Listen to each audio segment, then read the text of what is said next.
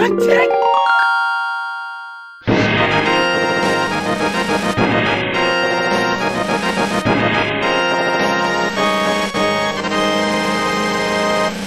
and welcome back to recreating The Legend of Zelda: A Link to the Past inside of Minecraft.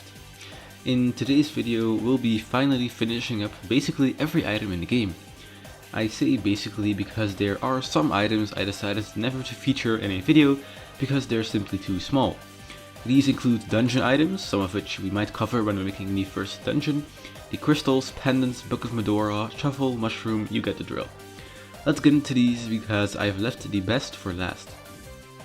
The Cane of Samaria is a lesser known item from the Zelda series, although it's definitely one of my personal favorites. It doesn't have another boring mechanic, it's actually quite fun to use.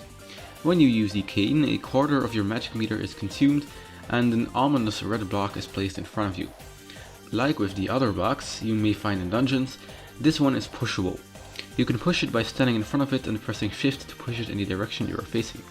You cannot push it off a cliff, so you'll have to stay level at all times. The best part of this red block is its functionality. You can push this block onto an enemy or simply wait until the enemy is stupid enough to touch it themselves, after which they'll be damaged and the block will also take a hit. After 5 hits, the block will also break and you'll have to place a new one.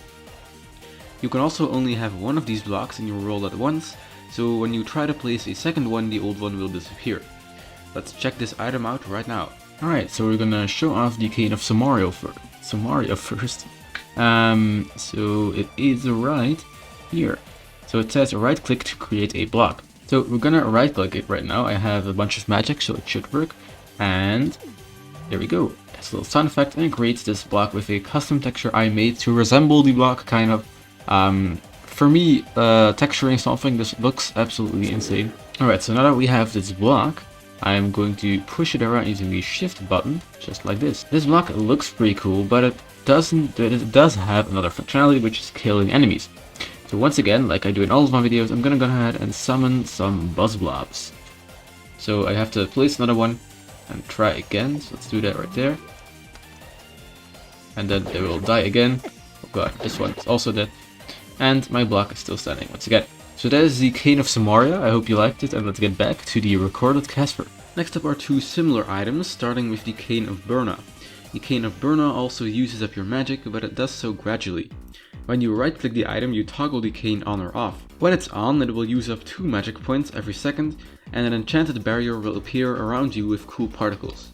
When it's active, you are invulnerable, and enemies that enter the small barrier around you will get severely damaged. This item can drain your magic meter quickly, so you better use it wisely. Let's check it out in game. So now we have the Cane of Burna. The Cane of Burna is very similar in looks to the Cane of Samaria, you know, it has the same kind of texture. Okay, so if I right click it, it's going to start using up some of my magic. So I'm going to give myself like a bunch of magic to start out here. There we go. And I'm going to right click it. And it has this ticking sound effect. As you can see, I glow just like that, and then I can turn it off again. And it works like a charm, but you have to see the functionality, so we're gonna summon some more buzz blobs. Alright, here's the buzz blob. Let's go ahead and turn it on. And now, if they try to get near me, they will start getting hurt, and they can't hurt me. I mean, they try to hurt me, but I'm invulnerable. So as you can see, it's pretty overpowered, but that's what the gradual magic cost is for.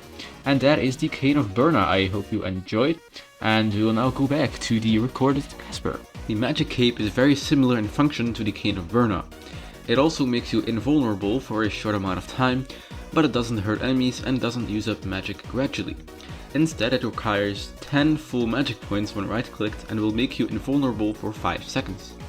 It will also make you invisible to nearby enemies, not only with an invisibility effect, but also by adding you to a team that every nearby enemy is also in, thus making them ignore you completely. That is, until the 5 seconds runs out. A beeping noise will also play 1 second before it ends to help you time your combat. Let's watch this item in action. Alright, so now we're going to show off the magic cape, which is similar to the item I just showed off, the Cane of Burna. So the magic cape, unlike the Cane of Burna, as I said, does not gradually take up your magic. It will, as you can see, if I turn it on, boom, immediately take up a bunch of my magic. Now, since I'm wearing Zora's flippers, you can still kind of see me. And as you can see, it also did a little beep sound effect when it's about to run out. There you go. Now, besides just being invisible, it does have a function which I can show off by just summoning a few buzz blobs. I should probably also give myself some magic. So let's summon a few buzz blobs, right? And as you can see, he's following me like a normal enemy should, but as soon as I turn this on, as you can see, it's like I'm not even there. He doesn't care about me anymore. And after it's done, he will just start following me again. So that is the magic cape in a nutshell. As you can see, I also cannot get hurt. I mean, he's not even gonna try because he doesn't care about me. But yeah, that's the magic cape. I hope you enjoyed, and let's get back to the record with Casper. It's about time I covered these swords for A Link to the Past. To keep things simple, the different tiers in that game were ported over by just using the tiers of swords we have in Minecraft. The fighter sword is a stone sword, retextured of course. The master sword is an iron sword. The tempered sword is a diamond sword, and the golden sword is a netherite sword. Reeves remodeled all of these to their original models from A Link to the Past. I implemented them by making them take up the first slot in your hotbar, and I added a score to increase or decrease the unlocked tier. The Master Sword and tiers up from there also allow you to send out a beam when you are at full health by throwing the sword. Alright, so here we are in the game, time to show off the sword. So to activate the different types of swords, we have to basically increase a scoreboard value, which is called a sword tier. So right now it's set to 0, meaning I have no sword. So if we set it to 1, we will get the regular fighter sword. So we get the fighter sword. So this fighter sword, it looks like a normal Minecraft sword, because it is, but it is actually a retextured stone sword. Now, it looks like an iron sword, but that's just because, you know, the fighter sword in Link to the Past looks like an iron sword. But you'll see that the following sword models are way better. So for like the Master Sword, the Tempered Sword, and the Golden Sword, we went with completely custom models. For the Fighter Sword, so this one, it's just a retextured stone sword because we didn't really feel like creating an entire custom model for it. But as you can see, if I go on to the Master Sword here, we have a completely different model. So as you can see, it even has like some 3D textures. I could zoom in on that in the video, and it also works in your GUI. It looks a little bit scuffed in GUI because it's bigger in pixel size than a normal Minecraft sword, but I think it just looks pretty cool. And also the entire animation works perfectly. I mean, I really didn't have to do anything for this. Minecraft just accepts this. All I had to do is align the custom model in your hand like this, when you're holding it like this, and also in your GUI like this, using Blockbench. And I did the same thing for the other two. So here we have the Tempered Sword. So the Tempered Sword is a little bit red. As you can see, same thing, works perfectly in all different views, like so. And then finally, we have the Golden Sword. The Golden Sword looks like this. This is probably my favorite model of all of them because, it really just looks like it's an actual golden sword, not just like a shitty golden sword you have in Minecraft. So as I said in the video, there's also something called the Master Sword Beam, which allows every tier of sword from the Master Sword up to basically emit this beam that can damage enemies when you throw the sword. So if I throw the sword, as you can see, it does that, and when it hits something, it will disappear, and I can just send out another one. Okay, please perish now. Please jump through the street. I didn't hit him. Okay, I'm not hitting this guy. Whoa. Oh, there we go. I hit him. I don't think he's gonna survive for long with this. It's hard to aim. Oh, there we go. Yeah, he took 2 hits. This is a pretty overpowered ability. That's also why there's the excessive cooldown, because it can kill most enemies in 2 hits. But yeah, that's the Master Sword, the Tempered Sword, the Fire Sword, and the Golden Sword. I hope you enjoyed. Let's get back to the script. The armor in Link to the Past works the same here as with the swords. I use different tiers of Minecraft chestplates to implement the different tiers of armor from A Link to the Past, which can then be upped using the armor tier variable.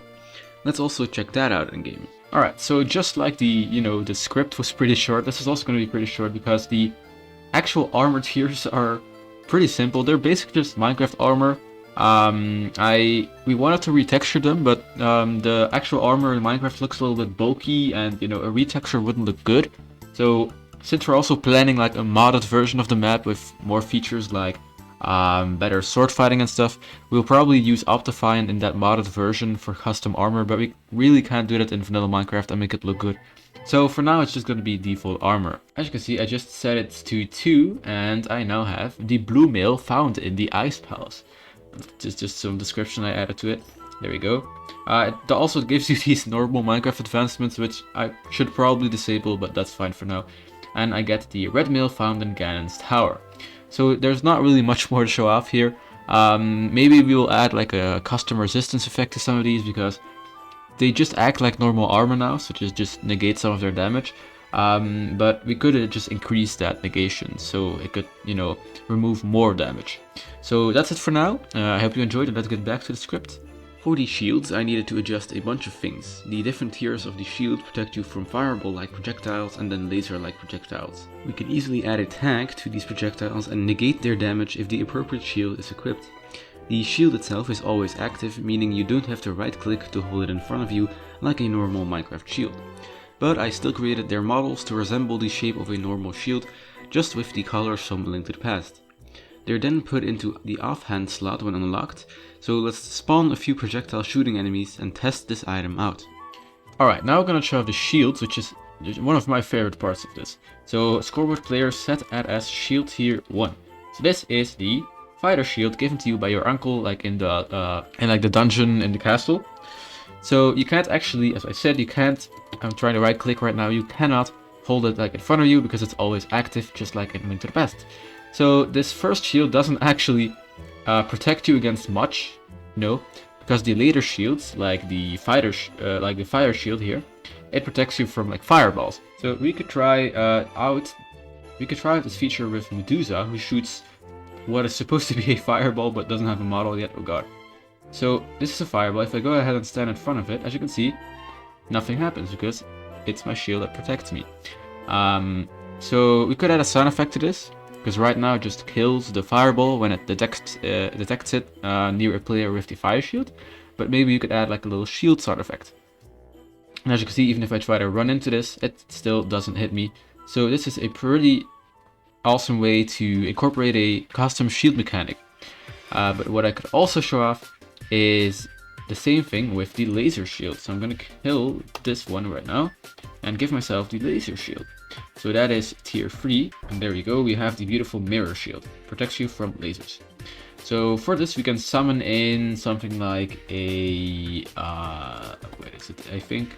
So if I go ahead and give myself shield tier 2 and get hit, I, well, completely die. But if I go ahead and equip the shield tier 3, so the mirror shield, yeah, he didn't see me, I'm getting closer now. There you go. It doesn't do anything because I have the shield, and it kills you even if you try to walk in, I think. Should also not work. Yeah, there we go. So that's how the mirror shield works. It's basically the same code as the fire shield. So those are the shields. I hope you enjoyed, and let's get back to the script. We are really covering the basic items for now, so let's get on to the bow next. Unsurprisingly, the bow is just a Minecraft bow that is pinned to your second hotbar slot, but the arrows work differently.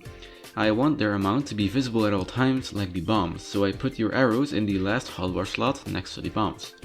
They have a fixed maximum amount and act like normal Minecraft arrows. There are also silver arrows you use to kill Ganon at the end of the game. So we will simply replace the regular arrows with tipped arrows, and retexture them of course, as well as also removing the glowing effect, so that we can detect them differently from normal arrows. Let's see how this functions in action. Alright, time to show off the bow and the arrows and also the silver arrows. So to unlock the bow, you have to do scoreboard player set at as has bow and 1. Well, of course this is going to be automated in the game, so you don't have to type in this command. And as you can see, this is where the bows are indicated. So I can also set this value to literally anything. It does have a maximum though. So if I set it to 0, we get this like grayed out arrow. It says out of arrows. So I'm gonna give myself 30 now, and we can just shoot it like normal at anything you want. And as you can see, if it hits the ground, it gets automatically killed, so that, you know, there's not just a bunch of arrows lying around. And we can just change these to silver arrows when we want by setting has silver arrows to 1. So as you can see, these have now been changed to silver arrows, which are basically, as you can see with my like tooltips, spectral arrow. If I shoot it, there we go, it leaves a little trail, which is just thanks to a normal spectral arrow, but it doesn't have that glowing effect, and it also gets completely removed when it hits the ground. to prevent a bunch of arrows on the ground. So that is basically how they work. And if you just try to summon this, like if summon a buzz blob and try to kill the buzz blob with arrows, we can just do that, and we can just hit him with the arrows. There we go. He should die pretty quickly. There we go. So that is how the arrows work and the bow. I hope you enjoyed, and let's get back to the script. In A Link to the Past, you can use the bug catching net to catch bees and fairies in pots. I added this item using the original texture and the fairy and bee as enemy-like features. The bee is just a regular Minecraft bee that is always angry at the nearest player. The fairy is a custom model made by Reeves that floats up and down. Touching the fairy heals the player, but capturing it in a bottle using the net lets it save your life on death like a totem of undying. If you capture a bee and set it free, it will become your friend and help you kill enemies until it dies itself. The detection for the net capture is done using a simple raycast. Let's check all of this out in game. Alright, so now we're going to show off a couple of these items that you can use with the bug catching net. So first of all, the actual bug catching net is in the special weapons menu, right here. Right here. So as you can see, it's now in my inventory, and I can right click it. I can spam it like this, but it's not going to do anything because there's nothing to catch. So as you can see, I have 4 empty bottles here, and I can use those to store, for example, bees, golden bees, and fairies. So let's start out with the fairies, and I'm going to summon these like a couple blocks away so that I don't like immediately touch them and, you know, use their ability. So let's summon them 5 blocks away. Summon the fairy, and it also has a little custom model right there. So this custom model was made by Finn and by Reeves, so they collaborated on this model, and I can just run into it like this, and it fixes all of my wounds. It basically just gives me a regeneration effect. I'm gonna summon another one and catch it this time, and there we go. One of my bottles, empty bottles, has disappeared, and I now have a fairy model. So you can do a couple of things with this. First of all, you can like let's go ahead and TP myself like 10 blocks in the air to take some damage. I can right click it to do the same thing as, you know, just touching it, but there's also a cool feature, which is, I'll go ahead and capture it again. There you go. Another cool feature is that when you kill yourself, for example, normally when you die in A Link to the Past, you will, you know, get sent back to either the sanctuary or the start of your dungeon. But if you have a fairy bottle and you die, it will like kind of revive you, like a totem of undying. So I'm gonna kill, and there you go. I will save you from death, Master Link, and I'm back where I died. So that's a little like totem of undying mechanic. So now next up, we also have these bees and the golden bees. So I'm gonna start off by summoning a bee who's probably gonna damage me immediately. So summon / bee. I think we should just a normal bee. There he is. And as you can see, this is just a normal Minecraft bee with the A Link to the Past bee sound effect, and it's always angry at the nearest player. Yeah. So of course he can just damage me.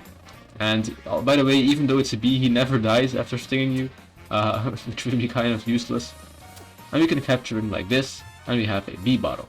So now if you right click this, it will summon a friendly bee that will try to kill enemies for you. Alright, so to test this out, we obviously need an enemy. So let's go with another Tektite, right? Let's go ahead and summon a Tektite. It's gonna damage me immediately. Okay, summon the bee. There we go. So this bee, as you can see, is heading towards my Tektite, and it's damaging him, as you can see with the red particles. And it is also damaging itself, because after a while it'll die. So that's pretty painful, but I hope it kills the Tektite first. Oh, come on, you can hit him. Come on, come on. I have to help him a little bit. He's kind of stupid. There we go. Oh god. Okay, come on, come on. You can do it. Who's gonna win here? I think Tektite's gonna win, to be honest. This bee doesn't like deal that much damage, so... Oh, come on. Oh, they both died at once. Okay, maybe they have the same amount of health. So just like the regular bee, this golden bee will obviously start chasing enemies again, but it has more health. I'm not gonna show it off because it'd be boring to show the same thing twice. But yeah, those are the bees, golden bees, fairies, and bottles, and the bug hatching net. I hope you enjoyed, and let's get back to the script. As you saw in the previous clip, bottles are an addition to this video as well. Bottles can also be filled up with other things. These include a life potion, a magic potion, and a healthy magic potion, name to be decided, which respectively heal the player, fill their magic meter, or do both of these things. You can also put bees and fairies in them, like you just saw, but also golden bees.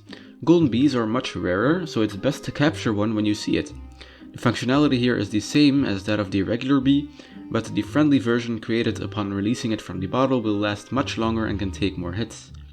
Right now, the golden bee is indicated by dropping some golden particles, since a custom bee model would be a tad complicated. The potions are right clickable, after which you consume them, and you're left with an empty bottle to put other stuff in. Let's drink some potions. Alright, so the penultimate item is the bottles of like magic and stuff, so we can give these using commands. Give, and then we have all of these. So we have a life potion. Let's give that. We also have a magic potion, and we have a magic _ life potion. Now, I'm gonna start off with the medicine of magic, which fills up my magic meter. I'm gonna have to like, empty it first. So let's set it to 0 here. And if I right click it, it gets filled up and it turns into an empty bottle. I'm then going to use the medicine of life. So if I go ahead and I TP myself, like 20 is going to be too much, 10 blocks in the air. Okay, there we go. And I drink it, I get some regeneration. So then we can combine both these things and right click and boom, both of these things happen at once. So that's the like potions. And I already showed off the bee in the bottle and the fairy in the bottle in the previous clip. So that's it for now, and I will go back to record Casper. Finally, I will touch briefly on the super bomb. The super bomb is an upgraded version of the regular bomb item. It cannot be picked up, has a shorter fuse and deals way more damage. I also updated the explosion animation to look way cooler. The super bomb is not in the special weapon menu like other items such as the boomerang and fire rod, and it's also not pinned to your hotbar like the normal bomb.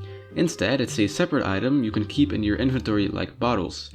By the way, even when you have unlocked every item in your hotbar, one slot right here will still be empty, so you can use the bottle, super bomb and other separate items. Finally, the super bomb is also able to destroy harder cracked walls that the normal bomb cannot.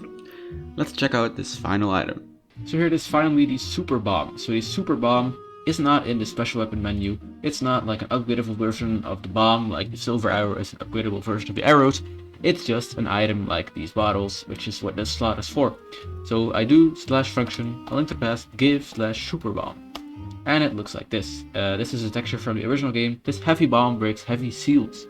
And basically, this bomb can break heavier walls, which I can't show off because there are no like dungeons yet, so it doesn't work. But we can show off the animation first, so I'm gonna throw it on the ground. There we go. And there we go. It has multiple like blowing up particles and sound effects, and I'm pretty sure it also deals a lot more damage. Okay, so we have Armos. Let's give myself another bomb and throw it. I'm gonna have to time this properly like this, and hope to God this works.